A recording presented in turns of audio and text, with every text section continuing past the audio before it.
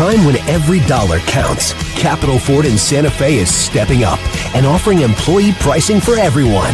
Yes, employee pricing for everyone is now available on new Fords. You pay what Ford employees pay. Employee pricing means save up to $9,000 off MSRP on a new 25 Ford F-150, or save up to $4,800 off, plus 3.9% APR on a new 24 Ford Bronco. From America, for America. We're Capital Ford in Santa Fe. Ladies and gentlemen, from La Casa de los Lobos, the Pit, here at the University of New Mexico, let's get ready to rumble!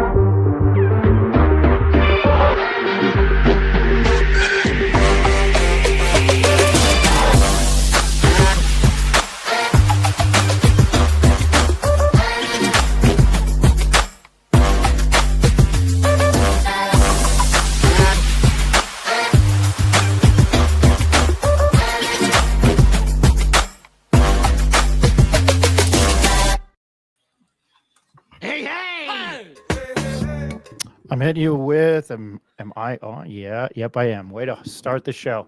My name is Ryan Tamori. Welcome to the Pit Press Live. And if you're an underbetter in this game 6, you're quite happy right now. All right, moving along. Busy show today.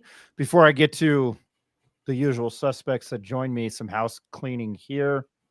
The Pit Press Plus, your all-access pass to the heart and hustle of the University of New Mexico Athletic Department. With a monthly or yearly subscription, you'll unlock behind-the-scenes stories you won't hear anywhere else. Whether you're a diehard fan, a stats junkie, or just here for the spicy locker room gossip, the Pit Press Plus has something for you. Subscribe today. Support local sports journalism. That doesn't exclude the Journal or the Santa Fe New Mexican. Throwing that out there. $2 a month. And remember, real Lobos don't settle for sidelines. $2 a month or $25 for the entire year. Run is special now, $19.99. For Father's Day, all Lobo, no filter. Go to the pitpressnm.com. Stay in the loop with Lobo Sports. Follow the Pit Press for exclusive updates, interviews, and behind-the-scenes content. Find us on Instagram, X, Facebook. We're also on TikTok. I feel young saying that, at the Pit Press. Next Wednesday is the third installment of Together We How, in continued partnership with 505 Sports Venture Foundation and Kurt Roth. The virtual series spotlights the heart and hustle behind the University of New Mexico Athletic Department through live streams, and then you can watch it afterwards, podcast, YouTube, on Wednesdays this summer. Together We How extends beyond the field, offering fans a look inside at the stories, voices, and community spirit that drive Lobo Athletics. UNM football offensive coordinator Luke Schleissner, I've learned how to say it, at 7 p.m. next Wednesday. All right, I want to start with appreciate everybody joining us, and I would imagine maybe because that game isn't so good, our viewership might be up tonight. But anyway, I want to start with my usual suspects that join me. My co-founder and business partner in this endeavor, Mr. Eric Moulton. Senor, how are you tonight? Ryan, Nick, I'm good, guys. Fortunate enough to join you guys on back-to-back nights, and yeah, it was time I kind of took a break from that NBA final game. I am enjoying watching TJ McConnell do what he does out there. Nemhard too. Well, it's been an exciting series, but looking forward to our guest tonight. Yes, I'll get to that in a second. McJesus, the other McJesus on the court. Nick, FYI, you're on mute. Just in case you didn't see it. The non-Italian version tonight. Your mom and dad are in Italy. He is a producer, play-by-play, mostly play-by-play, for ProView Networks, and he's helping me cover UNM basketball primarily on our site. His name is Mr. Nick Nunez. Nick, how are you tonight? Ryan, Eric, good evening. Good to be with you guys on this Juneteenth. I, like you guys, was tuning in to the NBA Finals. Pacers seem to be running away with it, but really excited to talk to our guest tonight, get into a topic that's really important, man. I know it's somewhat convoluted, somewhat complicated. We're going to try to explain, the house settlement, how UNM is going to implement it, all that stuff, but really excited to get into it. You don't say. It boggles my mind, Eric. That's all I'll say. All right, our guest tonight. Whoops a doodle. There we go.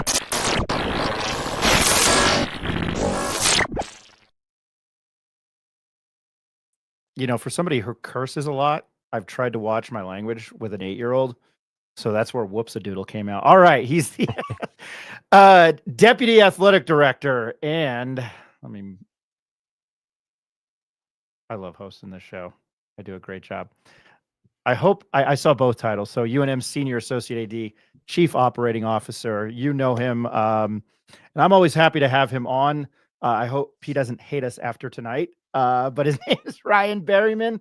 And as I've made that terrible joke before, you're added into the trifectas of non-important Ryans like myself with Ryan Gosling, Ryan Reynolds, and then there's Ryan Berryman. Ryan, how you doing tonight? And side note, hey, man, congratulations on getting hitched. Hey, thanks, guys. Good to be with you tonight. And look forward to chatting about this. All right. I will start. It is something that I always make the joke. I like the history of things on the show when it comes to current events. I'm just the gambling buffoon and watching baseball all day, watching basketball all night. I love college athletics. It pains me that UCLA and Michigan play in the Big Ten. Then that's another topic for another time. I will start this off. And with, I think, gearing up towards what this house settlement is, Eddie Nunez left last year. You left, you came back. I, for one, among, I think, a lot of people who recognize your name, homegrown, I am truly glad you're back. And I hope this question makes sense in the context of everything that has happened in regards to the house settlement.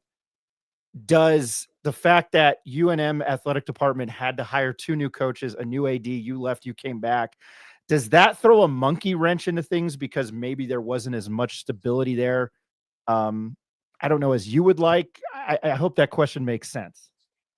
Yeah, I understand what you're getting at. I mean, it's certainly a time of change, right? You got a new athletic director, 2 new coaches in your major sports, change throughout the industry, change federally with the house settlement and what's next for there. So certainly a time of change. I think we're looking at it with an optimistic lens and excited to see what that change may mean for the Lobos.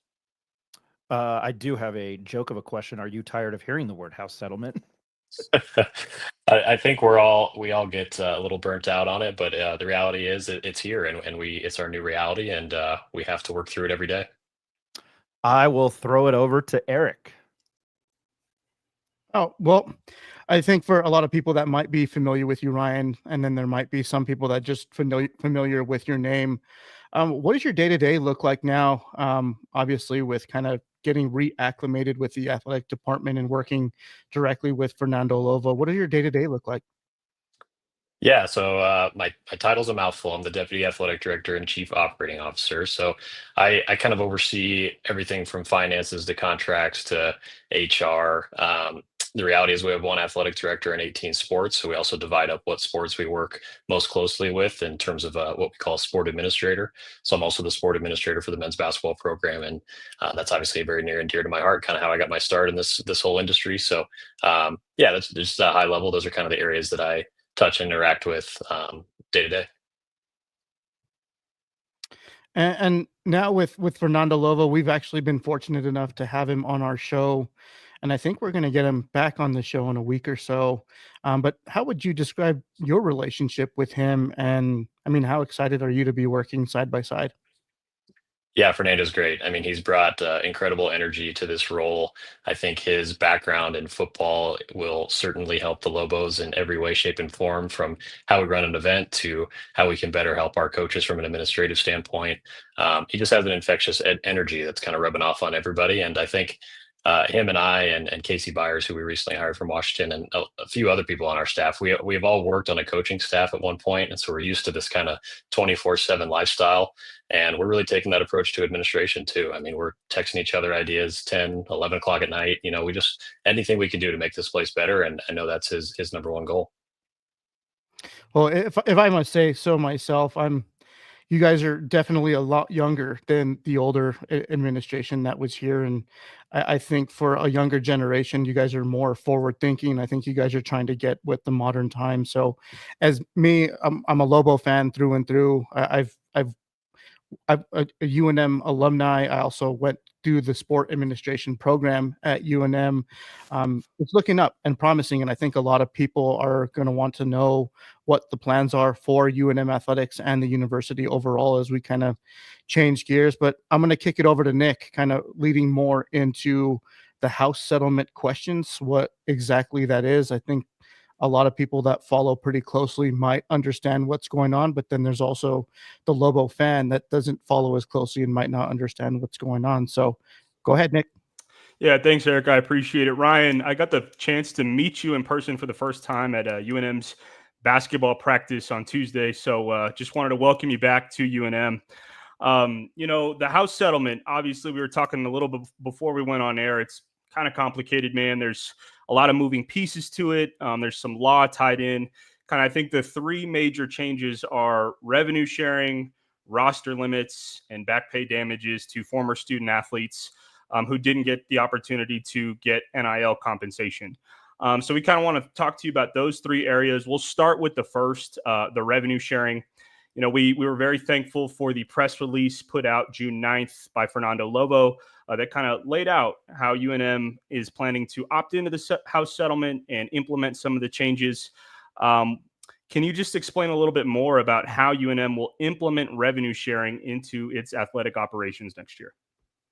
Sure. Yeah, you did a great job summarizing it there. I mean, just at a high level, this is the settlement of a class action lawsuit, as you mentioned, for back damages for student athletes in a class that were not able to monetize their name, image, and likeness over a certain time period.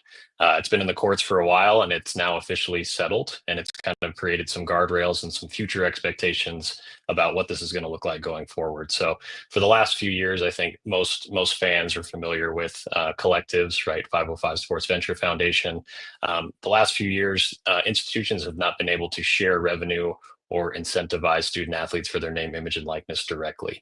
And I think the biggest change for the casual fan is that now the institution can compensate student athletes for their name, image, and likeness. So collectives will certainly still exist, but the role and maybe the volume of dollars that flow through collectives will change, because now that primary deal between the student athlete for their name, image, and likeness is with the university. And so it's a fundamental shift in college sports, right? I mean, I think we've seen ebbs and flows. I think when NIL first became a thing, everyone thought that was the monumental shift, and now here we are at the next step. So it's a changing industry, but I think that's the biggest takeaway from kind of what's happened in the last few weeks. Definitely. And, the thing that I got that you said was, athletes are going to start getting paid by the university as opposed to a collective like 505 Sports Venture. I think naturally, Ryan, one of the first question that comes to mind is, well, where is the money going to come from? I think, it's been public that UNM generated roughly around $54 million in total revenue last year.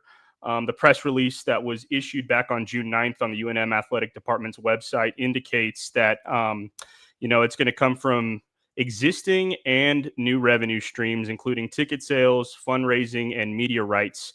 What else can you share with Lobo fans about how UNM will plan to set aside money from its revenue to pay its players? Yeah, I appreciate the question. So another key takeaway from the House settlement is that it sets a cap, kind of a ceiling on what each institution is able to share in terms of revenue. That cap is a little over $20 million, $20.5 million, and it's a permissive cap. So you can spend up to that amount, but you don't have to spend that amount. So obviously, if you're in the SEC, the Big Ten, the ACC, those leagues are going to try to spend at the upper end of that cap. Here at UNM, we will not spend at the upper end of that cap. Obviously, every school is kind of grounded in the resources that they have available. That $20 million number came from kind of an average of the larger schools and what they generate from some of these revenues that are eligible for share. So we talk about multimedia rights in terms of what's coming in from television. We talk about ticket sales, and we kind of talk about sponsorship. Those are kind of the big categories. So those are the advertisements that you see in the arenas, what my good friend Nate Strong sells on behalf of Lobos. So those are kind of the revenues that are up for share. So at UNM specifically, I can tell you we've upped our fundraising goals significantly. And when you think about that, obviously we're going to be more aggressive in fundraising, but there's also been a lot of dollars that Kurt has done an incredible job fundraising over the last few years that are now permissive to come to the university, right? So Kurt's still going to fundraise and he's still going to have activations with the student athletes, but the bulk of the dollars will now come through the university. So that's the primary source. Obviously, we generate money from the kids' likeness from having them play games on TV on New Mexico's behalf, right? And so there's some revenues there as well that will probably be shared. One question that I think fans may want to know, Ryan, you mentioned ticket sales. Obviously, what drives the door for UNM Athletics is men's basketball. I think that's the largest revenue generator. But I think fans would naturally be curious if they may see an increase in ticket sales next year. Yeah, totally fair question. I mean, I think last year we exceeded budget on men's basketball tickets. So we are eclipsed $4 million for the first time in a while. And so that's a win. I think our goal is not to increase tickets, but we need to maintain that level of support while also increasing kind of what we're doing at football from a ticket perspective. So not sharing any secrets here, our budget's public. Last year we did a little over $4 million in men's basketball ticket sales, right around $1 million in football ticket sales. So we have potential there, and we're going to chase that and pursue that every day. Yeah, I have a question, Ryan, as it relates to more revenue share, but directly kind of appointed to the media rights, right? Like with the Mountain West, that media rights deal is up for expiration in 2026. Obviously, I think Gloria Navarez is doing a ton of work kind of behind the scenes trying to renegotiate a new contract.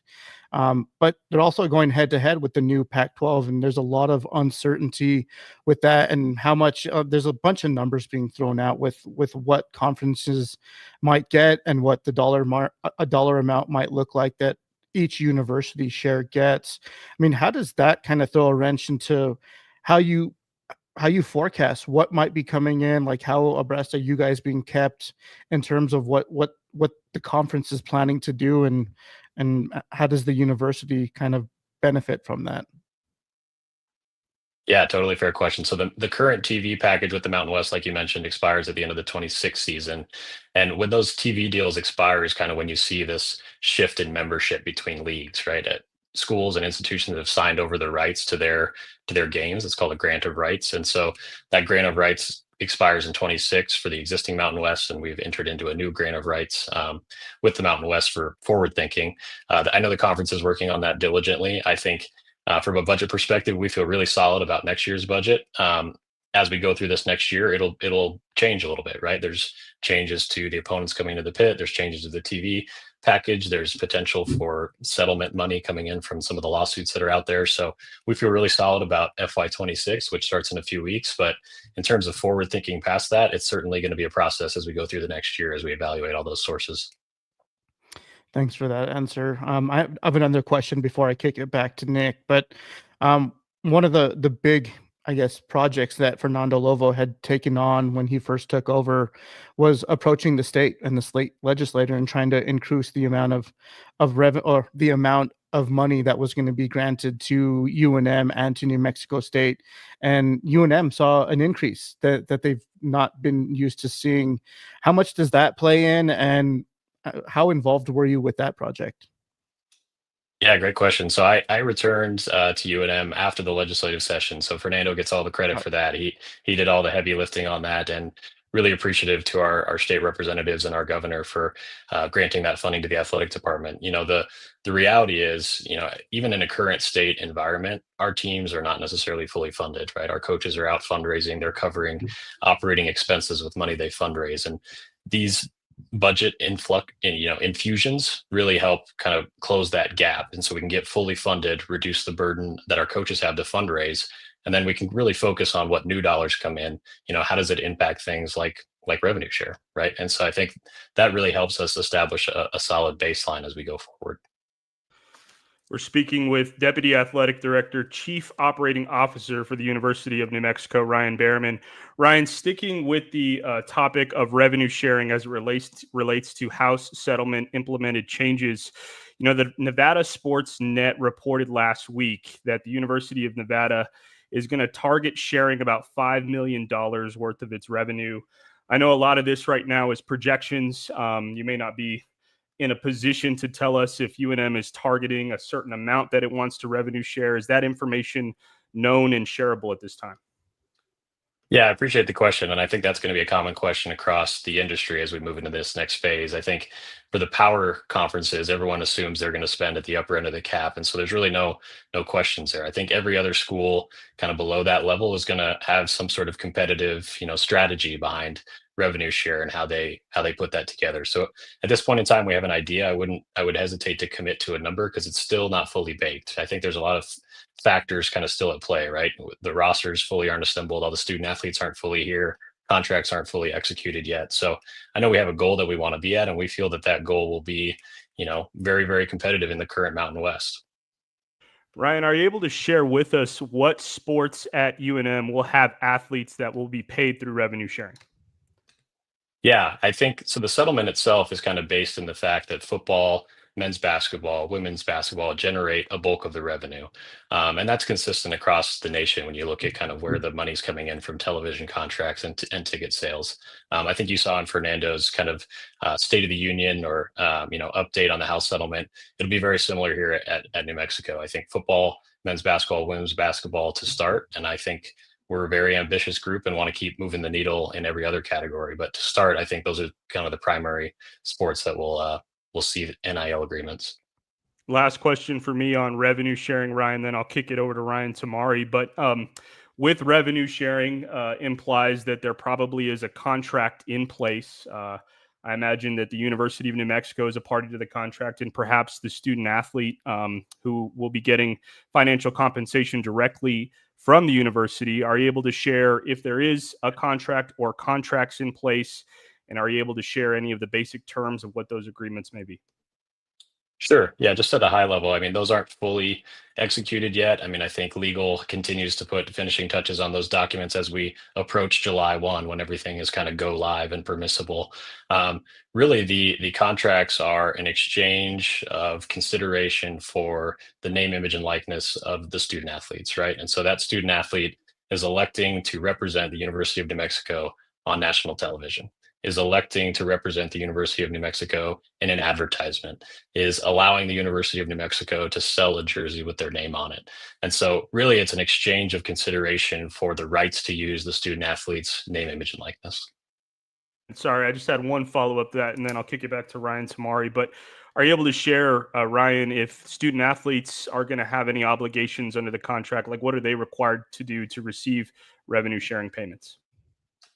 Yeah, so like any good contract, there's a lot of language in there. Obviously our student athletes need to be in good standing from a academic and eligibility standpoint. They need to be in good standing in terms of how they conduct themselves as a citizen.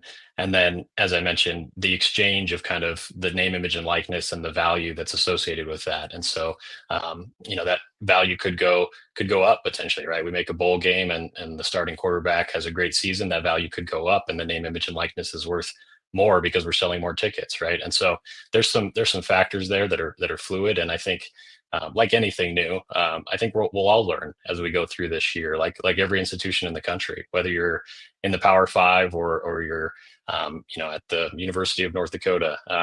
Everyone, this is new to everyone, and I think every institution is going to learn throughout the year on how to perfect this. Is there comfort in the fact that your UNM is not alone? Obviously, it's a national thing. Were there any conversations that you've had, not only maybe with peers in your position at Mountain West Conference schools or just any other schools in general, maybe it be that mid-major or that P4?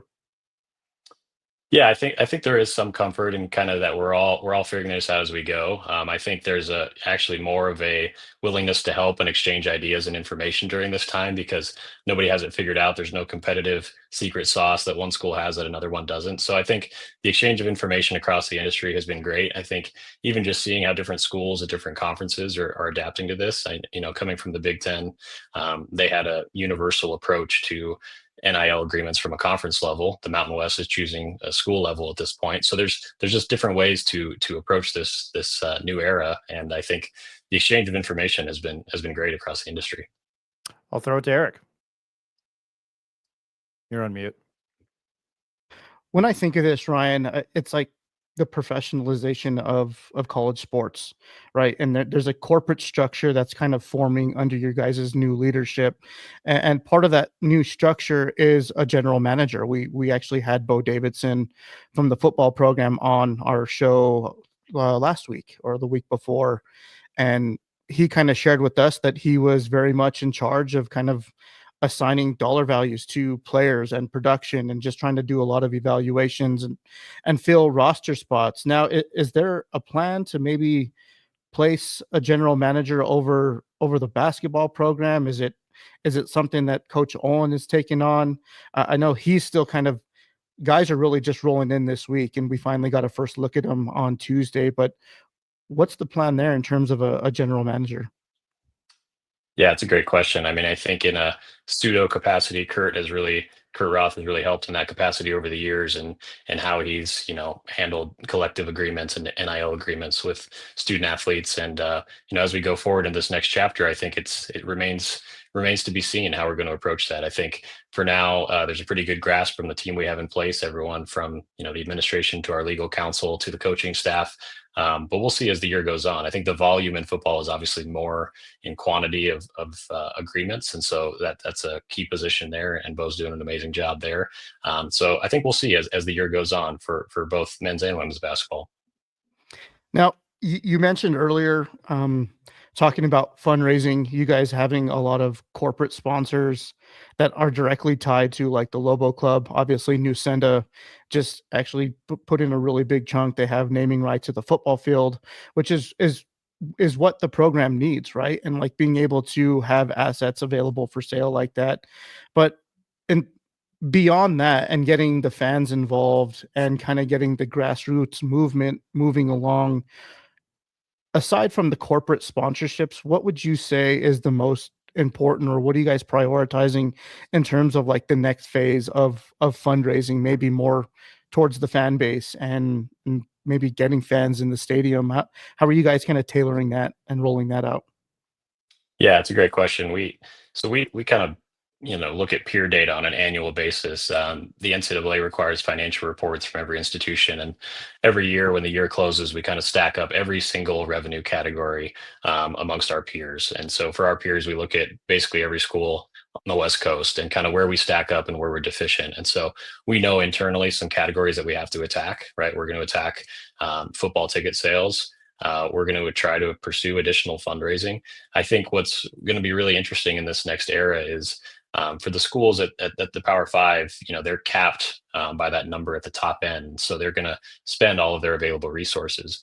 Since we're not spending up against the cap, you have some flexibility. And so if a corporate sponsor like Nusenda, who's a great corporate sponsor, like you mentioned, if there's an additive value there now that the student athletes have their NIL agreements with the university, if there's additive value for that student athlete to go do a live promotion with Nusenda, to go into the bank and film a commercial, right? Like that's all permissible now.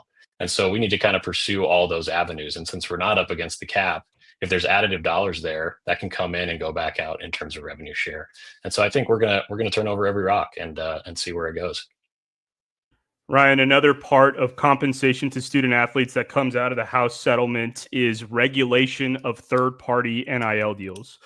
There's this new clearinghouse. It's called NIL Go, established by the College Sports Commission, where student athletes are required to report third-party NIL deals that are over $600. Will UNM have any role in helping athletes report third-party NIL deals on the NIL Go platform? Certainly. Yeah. And this is a totally new territory. I was very fortunate to work for an amazing athletic director at the University of Washington and Pat Chun, and he was on the implementation committee for a lot of these rules and new procedures. And this is going to be a stringent review. I think now that there's an established kind of revenue share cap across the country, this system is set up to ensure that schools don't circumvent those new rules, right? And so this NIL Go is going to require an auditor's review. So Deloitte is the company monitoring NIL Go for any agreement that a student athlete enters into for their NIL outside of the university.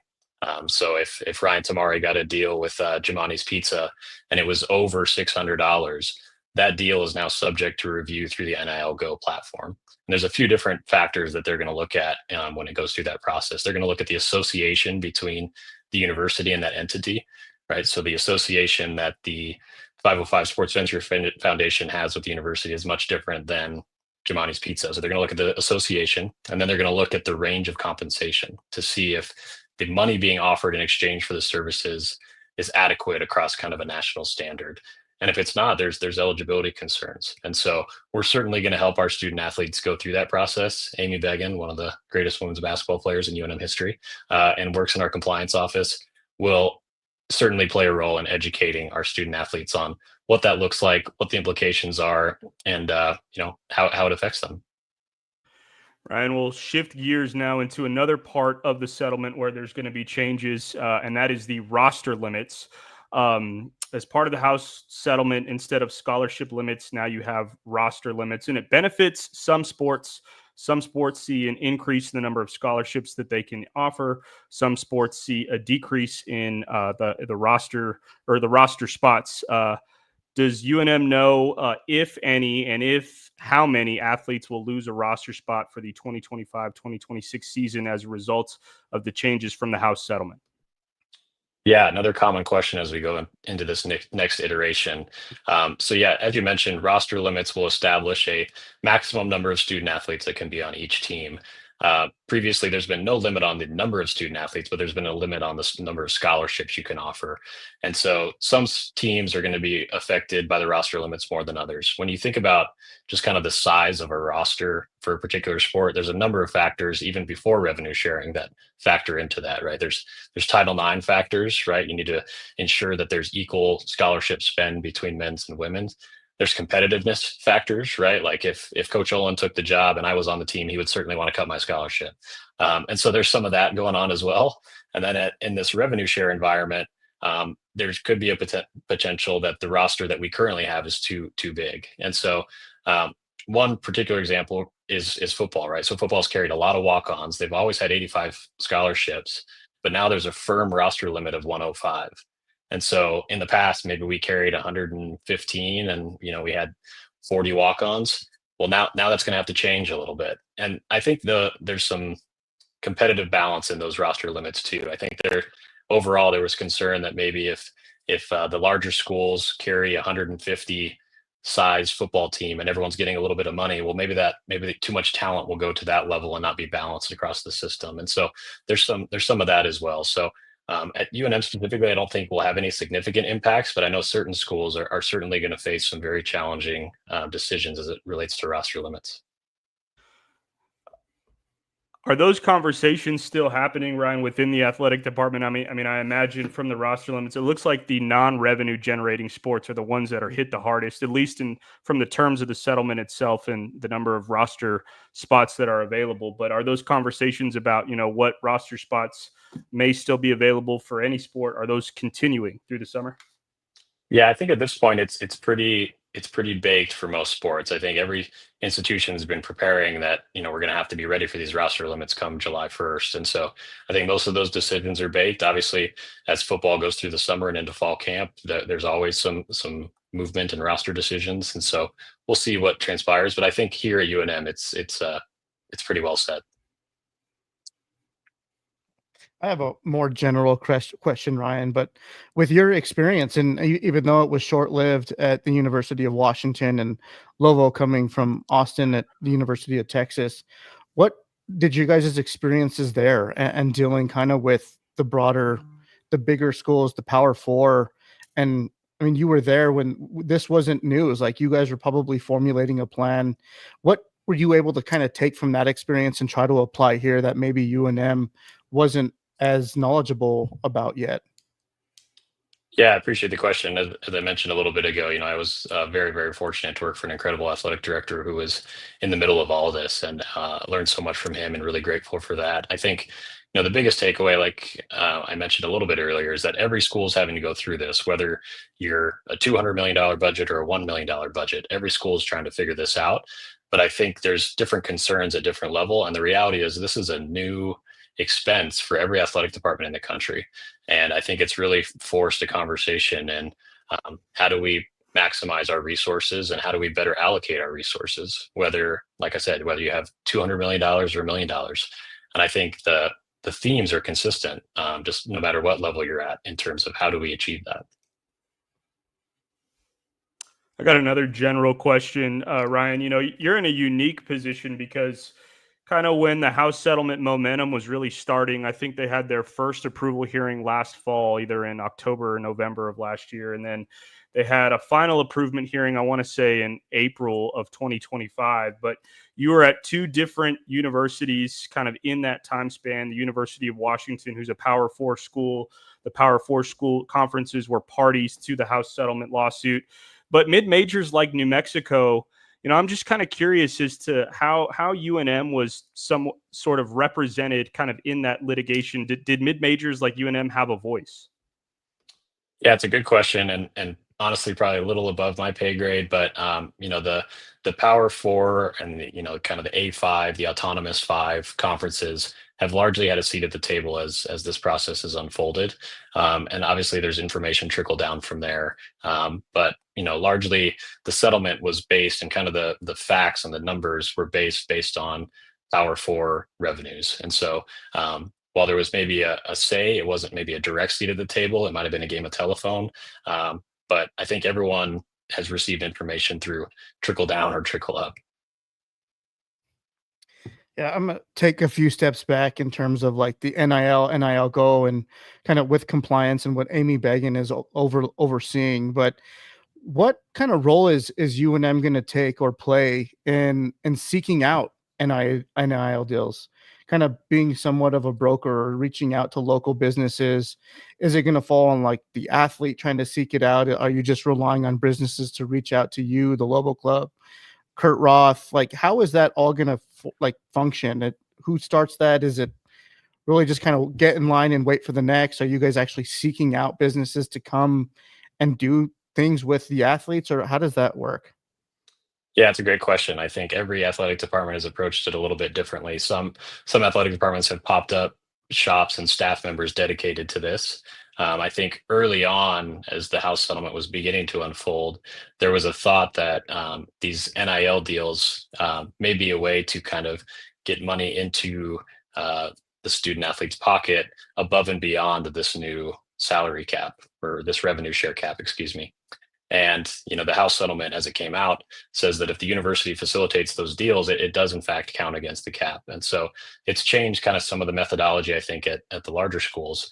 As I mentioned a little bit earlier, specific to UNM, since we're not up against that cap, if we have a partner that wants to support a student athlete, we can facilitate, how that works and help with that, whether it's through the university or just connecting the parties. I think between our corporate sponsorship group, which is UNM Sports Properties and the Lobo Club, and then 505 Sport Venture Foundation as well, those are all great channels for businesses entering or interested in entering into a true NIL agreement to start. And then, we'll obviously help any way we can from there.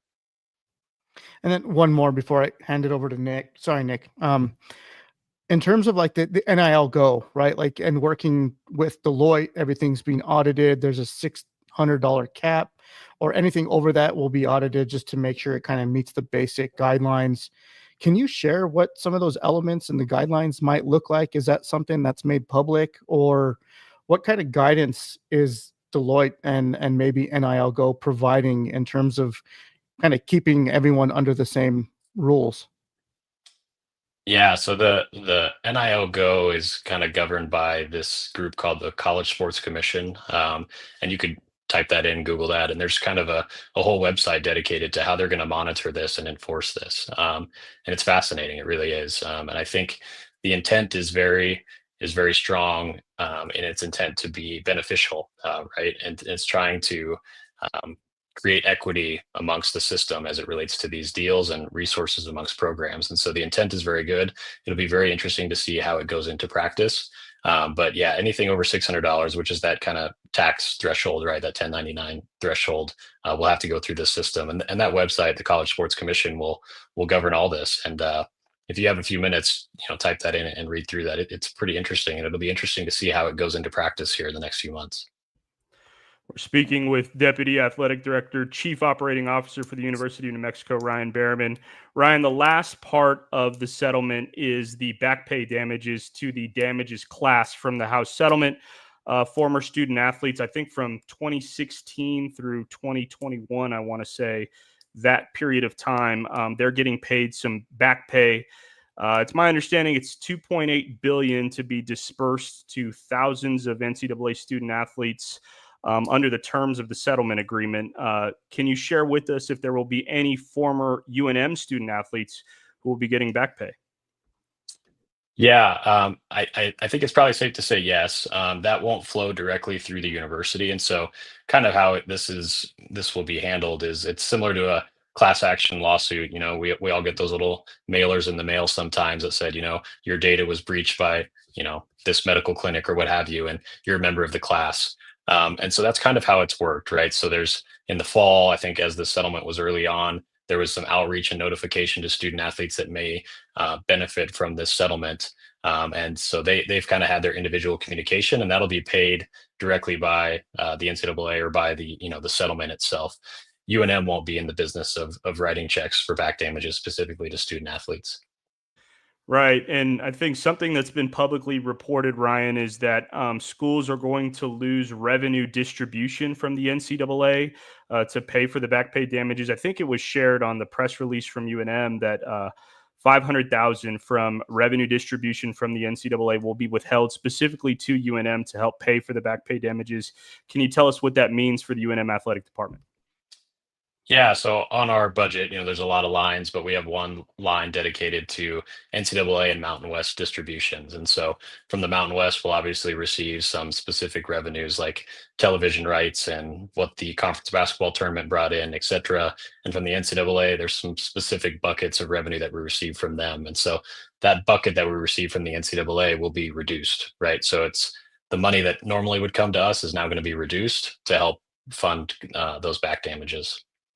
Last question I have, Ryan, is the UNM Athletics Council. So if you just kind of Google UNM NIL, you can go to the Go Lobos page and there's some information there. And then there's an Athletics Council webpage that has some meeting minutes, one of which from the meeting on March 6th has some information about the House settlement. Can you just kind of explain generally what the Athletics Council is and kind of what role they have in determining NIL at UNM?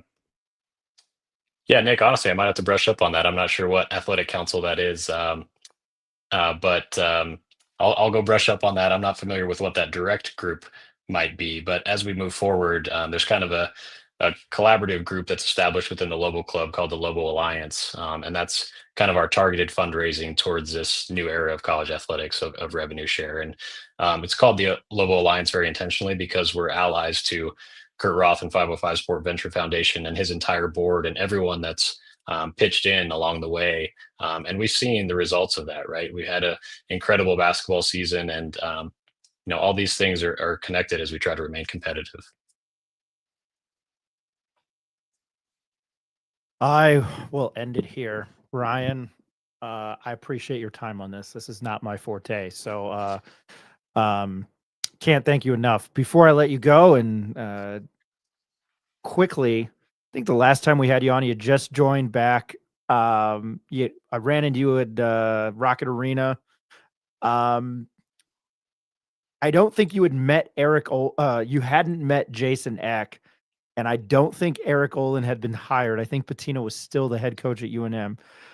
So very quickly, can you speak to these two guys? And as I've said on the show, I've done like a 180. I'm excited for UNM Athletics. So I'm curious what your thoughts are on these two new coaches. And I've jokingly said, it's a breath of fresh air. I think with your youth movement and Lobo, who I am older than, and I think Eric is older than, so God help us. Thank God your dad's not on tonight, Nick. But anyway, can you speak to these two new coaches? Because I think, and especially Jason Eck, man, he's just been such, out there. And we had Spence Nowinski on last night. I've had Daniel DePrato on, the associated coach. I really genuinely love the energy these guys bring. Yeah, I think the last time I was on, we had just hired Coach Olin, so we were excited about that. Obviously, he's getting settled in. He's built an amazing staff, great kids, and I think everyone's fascinated to see what next season is going to look like. Just seeing the guys coming in, really good guys, and a really unique approach to basketball. And I think great guy, great family, and great staff, and so those all contribute to a great culture. So excited to see what they do there. Coach Eck and I have spent some time together. Unfortunately, it's always business these days. We're trying to figure all this out. I can't wait till we get to break bread a little bit, but the guy's everywhere. I think it was a couple weeks ago. I sent Fern a screenshot, Fernando, from Twitter, because Coach Eck was at the UNM Recycling Expo. Like, this guy is everywhere, and you just got to love it because he's in the community. He's deeply rooted, just a lot of fun. And yeah, he's doing things the right way. And I hope that people reciprocate that and come out this fall and let's head to University Stadium and show them what we got. Well, college football is my jam. It's my favorite thing. NFL's king. I love college football. I think nothing beats Saturdays in the fall. And I do love college basketball, probably because I grew up here. He is the senior associate athletic director, deputy athletic director. That's what I got from Go Lobos, and chief operating officer for the UNM athletic department. Ryan, I can't thank you enough for Eric for taking these questions, fielding these questions from Nick and Eric. I've always appreciated your time. I know it's a little bit of a relationship we've built. I know I'm a broken record, man. I cannot thank you enough for your time and coming on our show. Thanks for having me, guys. I really appreciate what you're doing as well. I think all publicity is good publicity, and we got to keep telling the Lobo story and everything that's going on. So appreciate you guys. Sorry you had to settle for me tonight. The boss is busy. He's been traveling over the country with track and everybody else, but I know he's excited to get on next week with you guys as well. I will say this before I let you go. We are never settling for you. When I got the text, and I dealt with it at the Daily Lobo. It's like, okay. And now that we've built this thing over pushing 2.5 years, 3 years, I got the text message from, and damn Florida Panthers, from my best friend, Frank Mercogliano, who Frank has been, I've been open about Frank, and Frank's been very helpful lately. And I don't mention Steve Kirkland a lot. Steve's cool. I got the text that was, hey, Ryan's coming on Thursday, and then Lobo the following Thursday. And I was like, oh, okay. So again, man, thank you very much. Of course, guys. Have a good night. We'll see you again later. We will take a quick break, and we will come back with a reaction to Ryan Berryman. Can't thank him enough. We'll be right back. At a time when every dollar counts, Capital Ford in Santa Fe is stepping up and offering employee pricing for everyone. Yes, employee pricing for everyone is now available on new Fords. You pay what Ford employees pay. Employee pricing means save up to $9,000 off MSRP on a new 25 Ford F-150, or save up to $4,800 off, plus 3.9% APR on a new 24 Ford Bronco. From America, for America. We're Capital Ford in Santa Fe.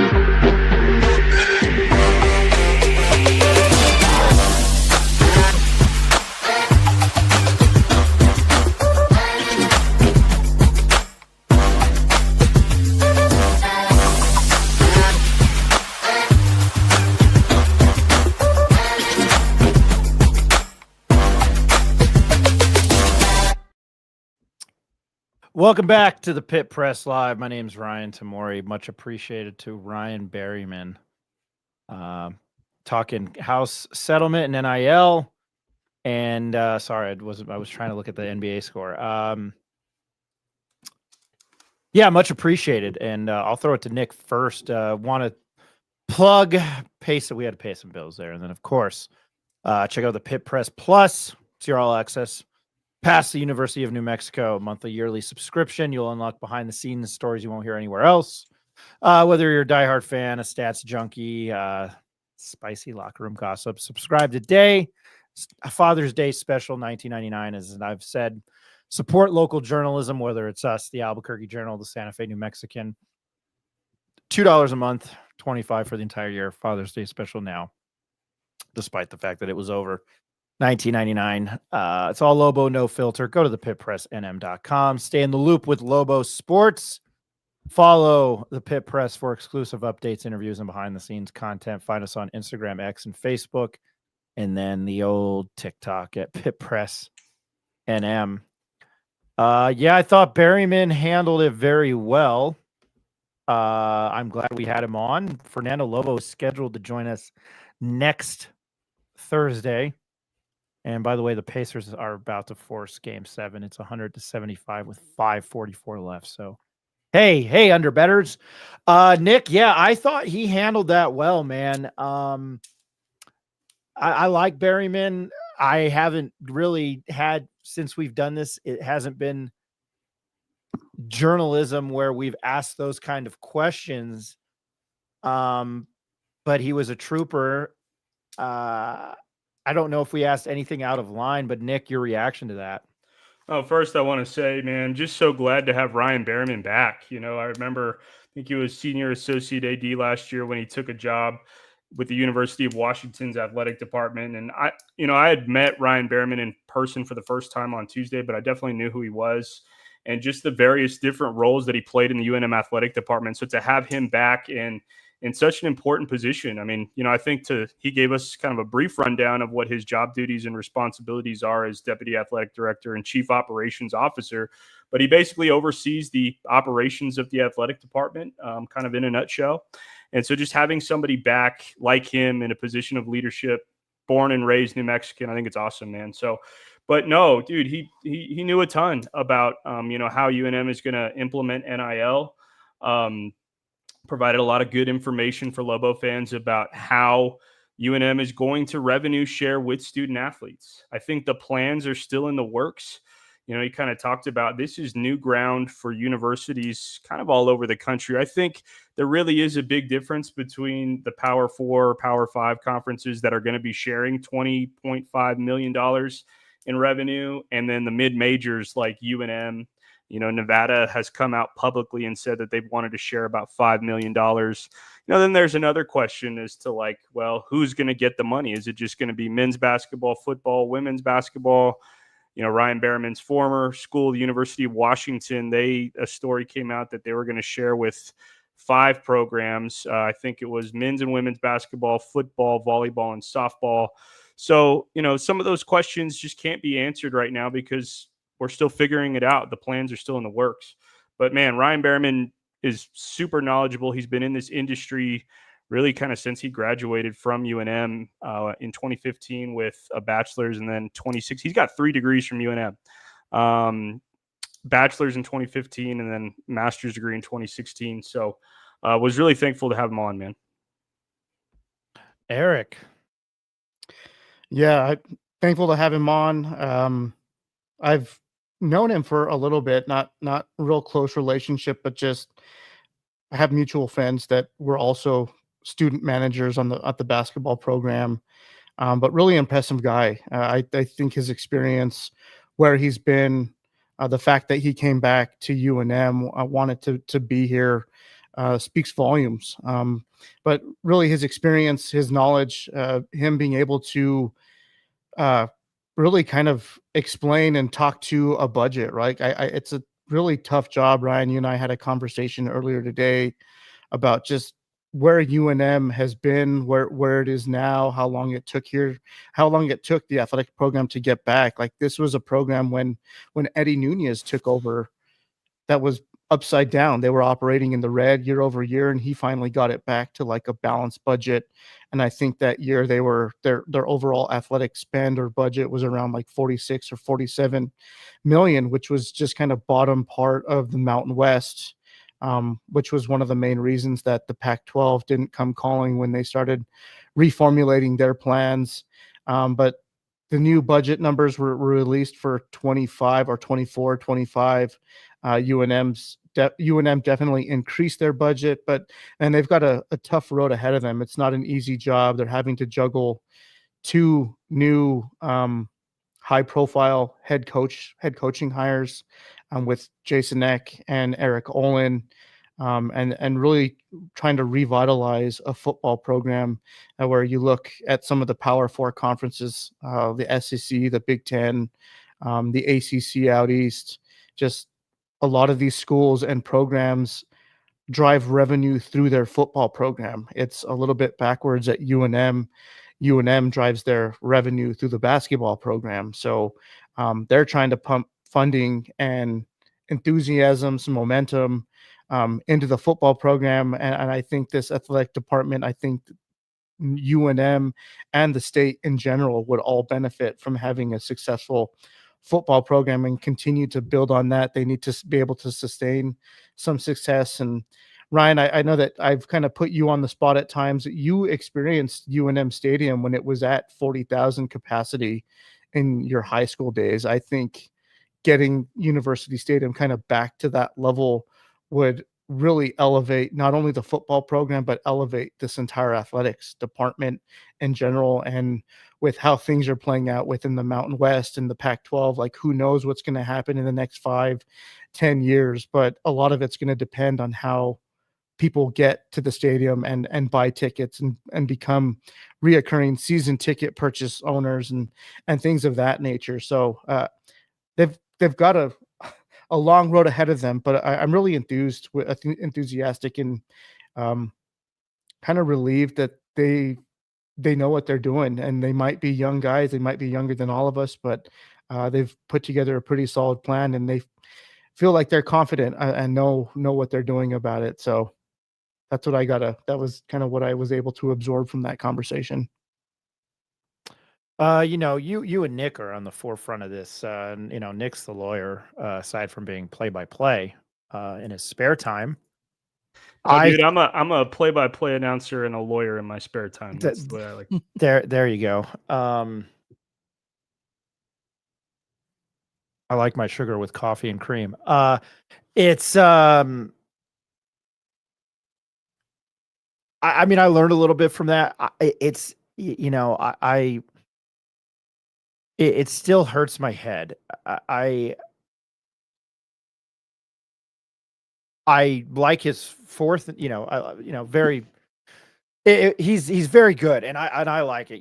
You've been doing this. I've been doing this on and off for as long as I have. You get people that don't do that, and what's very crazy is that I don't take in a lot of sports media. I'm a big Jim Rome guy. I like Lebitard. I like Dan Patrick when I listen, or what I listen to. When I'm at work and it's slow, I have music on or bad movie reviews, and then I watch, baseball and college basketball and college football with calming, with my earbuds in. It's calming. So I don't intake a lot of it. And like tonight, I'm anti ESPN, and I go to CBS, and I go to the Athletic for my news. I really like the Athletic. I'm rambling as I always am. I think Berryman did a great job. Eric, to go back to, I don't envy him. I like the guy, and he makes probably more money than I do, but I like the guy. I really do. And the one thing I was going to make a joke with him was Tuesday at the first kind of basketball, not an introduction for Eric Olin. Fernando Lobo, walked up to me and shook my hand. The reason I'm bringing that up is because I cover Paul Krebs, and it was, he couldn't be bothered. So, that I appreciate that. They're all bopping all over the place. They use social media to their advantage. It's really good. To the football stadium, I've mentioned it a lot on this show. I mean, you could not walk to go to the bathroom. If you had if you had the runs, you were screwed trying to get through there. Like it was such a feat. That stadium, it had replaced, I think, the pit for a couple of years there. I mean, I went to quite a few basketball games with my buddy Mike and his dad. I got a ticket parallel to the ramp. But it's Rocky Long had this thing going, and I saw. I think firsthand, and there are probably listeners that saw firsthand where it went from that New Mexico Bowl win in December of 2007 to counting the people on the east side of the stands during the Mike Locks era towards the end of 2009 and then 2010. Nobody went. I don't think I'd ever seen anything in college or sports where people completely stopped going. And it's never been the same since. They won with Bob Davie. I don't know why. So I hope to see that stadium filled. And for those regulars that listen, since majority of when we do, especially been doing this live the last year and listen to the podcast, I've had the guys on Twitter say, "Oh, he hates New Mexico." No, I don't hate New Mexico. I don't hate my alma mater. I think they've done stupid shit. And Krebs thought he was hot stuff because he found Alford and he thought he had struck gold with Mike Locksley. I probably hate the University of New Mexico because I sit in this chair and I sat behind a keyboard where they didn't want these athletes front and center. So for me to see Eric Olin, Jason Eck, ex-coaching staff, Ryan Berryman, Fernando Lobo, be very front and center about it. Well, this might not be our full-time job. It has made our job a lot easier, and I appreciate that. And to a certain degree, that's what journalism is for those watching on YouTube and X. And I Ryan Berryman saw me say there was nobody watching on Facebook because I don't know, but we get a grunt of our people watching on YouTube and Twitter. That's what I want. I want these guys. Everybody thinks like I'm coming on here hot take. No, what you see is what you get. I had somebody at 610 tell me I needed to have a shtick. Well, he sucks, and my shtick is to be myself. But my goal with this, and Eric's behind the scenes, my goal with this is to get those guys front and center. So I'm much happier with everybody being front and center. I hope that made sense to you guys. I don't know if anybody has to piggyback off that. No, I think with the new regime coming in, Fernando Lobo, and I think a lot of that whole department communications, they've been very open and forthcoming and trying to put people front and center. They want the athletic program and all the teams to be talked about. They want their coaches to be able to get the message out. And I mean, us being able to, being approached by the 505 Sports Venture Foundation and Kurt to partner on that collaboration and be able to get Coach Eck and the general manager, Bo Davidson, and last night with Spence Nowinski, who I love, by the way. I love his demeanor. He's a total football dude. Really good interview. If you haven't checked it out, go back to our YouTube channel and rewatch it. But just I felt like the entire athletic department changed the way that they were doing things, and it basically changed in the course of like 1 or 2 months since Lobo took the job. And I think they understood that they just needed to get these athletic program personnel, team, coaches, everyone kind of tied to the programs out in the open so that they can communicate and work with the community.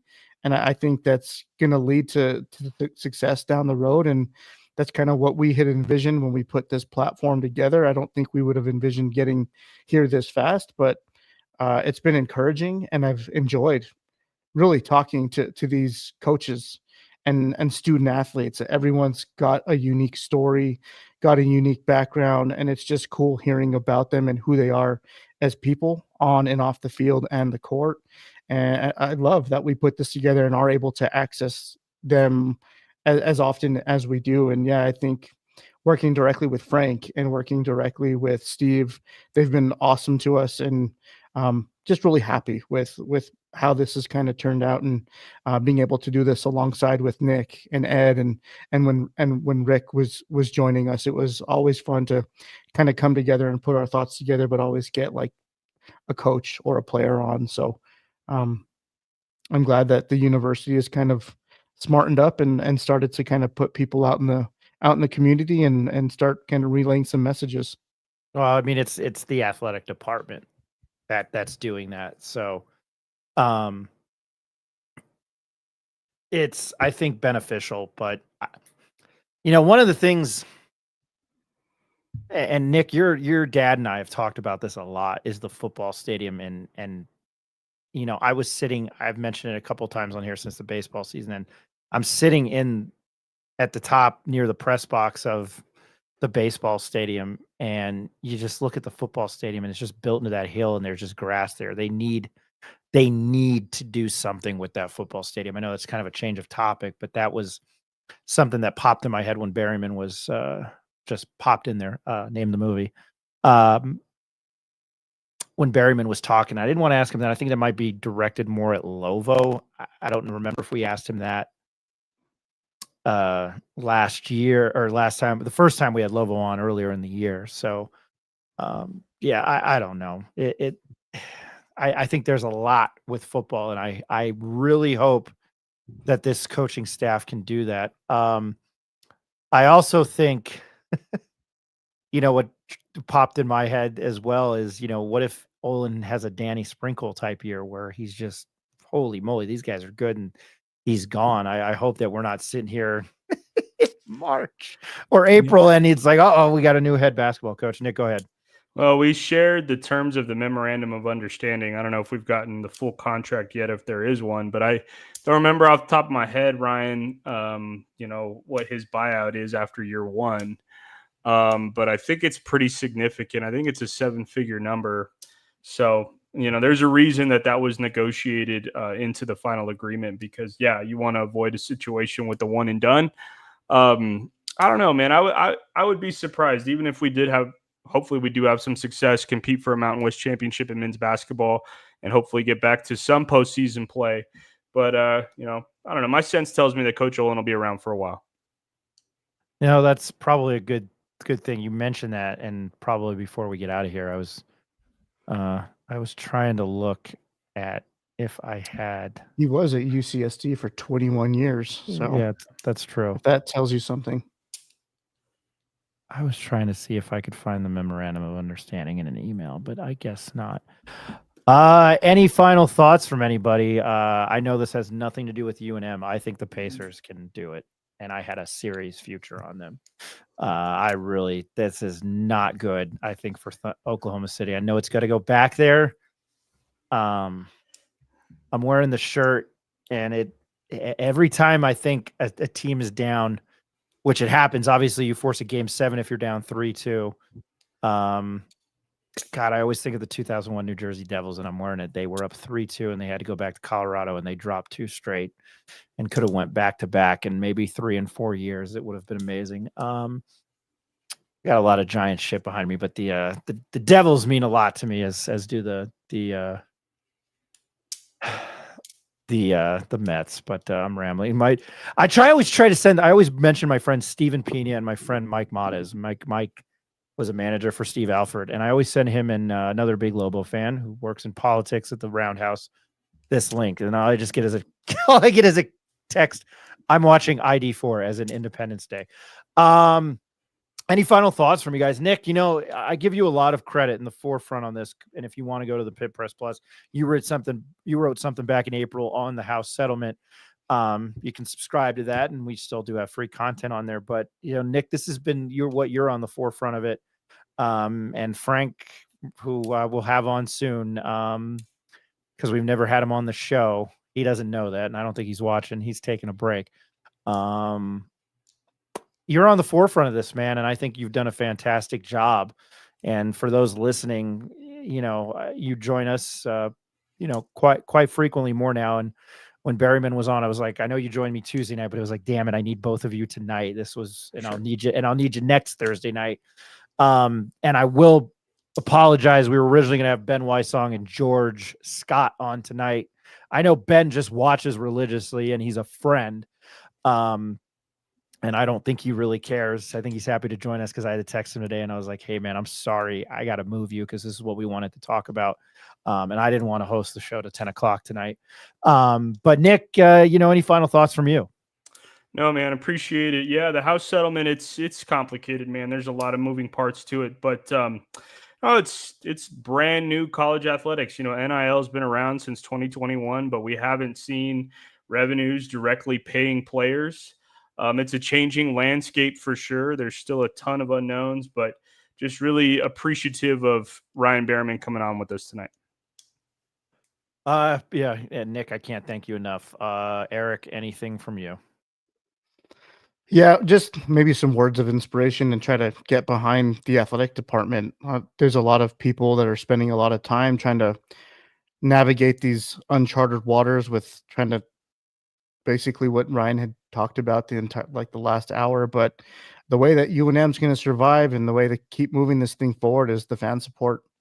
People got to show up, not necessarily have to donate or buy a ton of things, but I think the season tickets and even just getting a ticket into the game is going to be more affordable now. You just got to keep showing up and keep filling up those stadiums and keep supporting the athletic department and all the teams out there. And that's how UNM's going to make it out of all this. So, really looking forward to getting football back on its feet. And again, I'm always looking forward to getting back to the pit too. So, I'll sign off with that.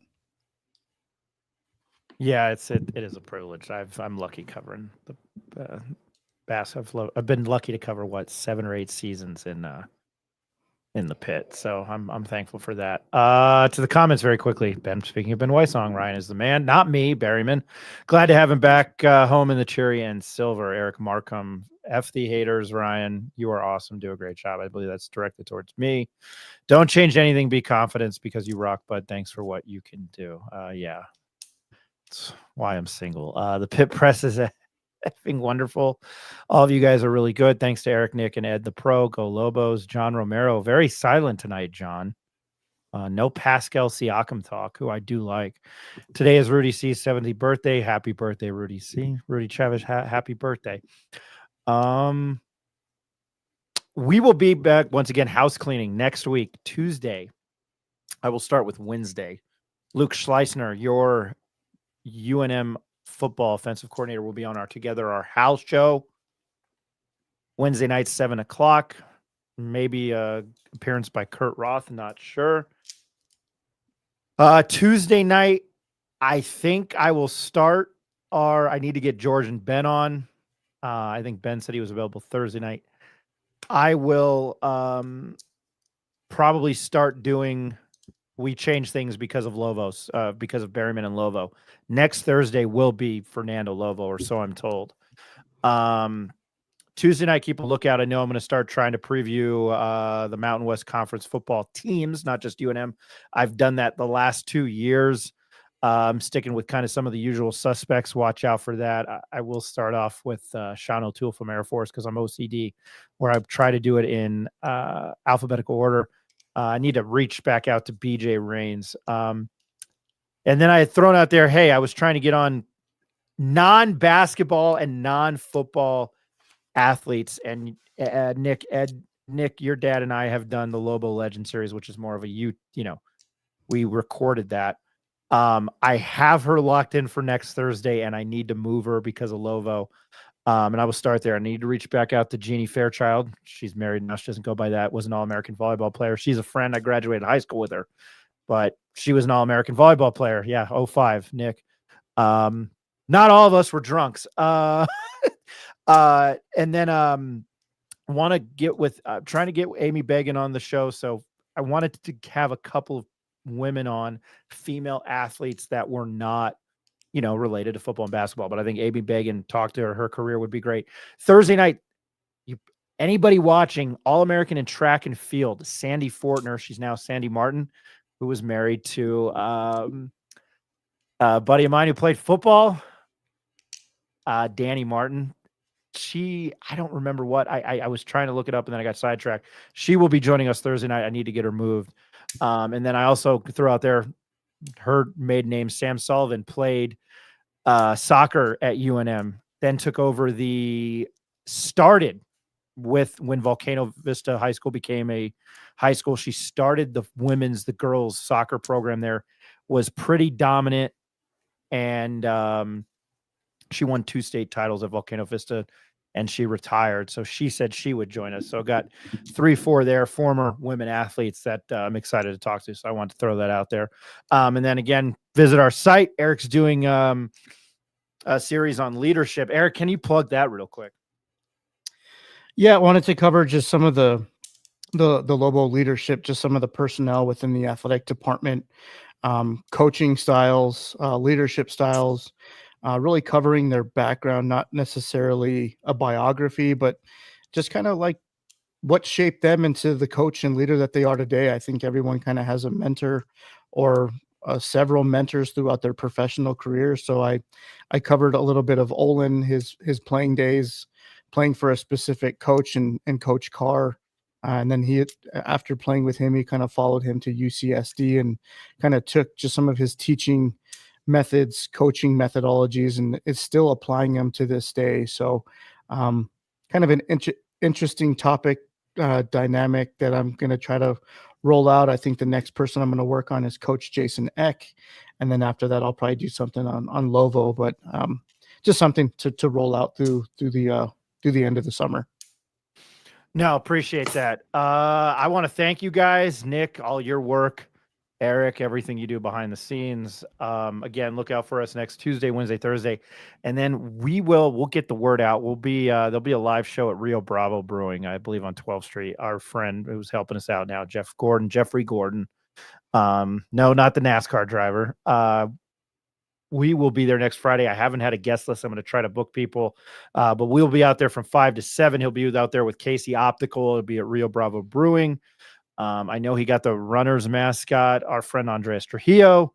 So looking forward to that too. But yeah, we'll make more announcements. But again, the biggest thing I think is Luke Schleisner Wednesday night, our collaboration with 505 Sports Venture Foundation, offensive coordinator for UNM football. There will be a game 7 of the NBA Finals on Sunday night, first time since 2016, and 5th in the last 25 years. So looking forward to that. I will take the Pacers. I will do it. Hey, thanks everybody to watching. Visit the Pit Press NM. Visit our website. Again, all of our socials. Enjoy your weekend. And I don't think I said it this week. Happy Father's Day to everybody. I did not do that. And as I end every episode with, don't do anything that I would do. And when I say that, I legitimately think about all the stupid stuff I've done in my life. Everybody have a good one, except for this. This is great. Everybody have a good one, and we'll talk to you next week.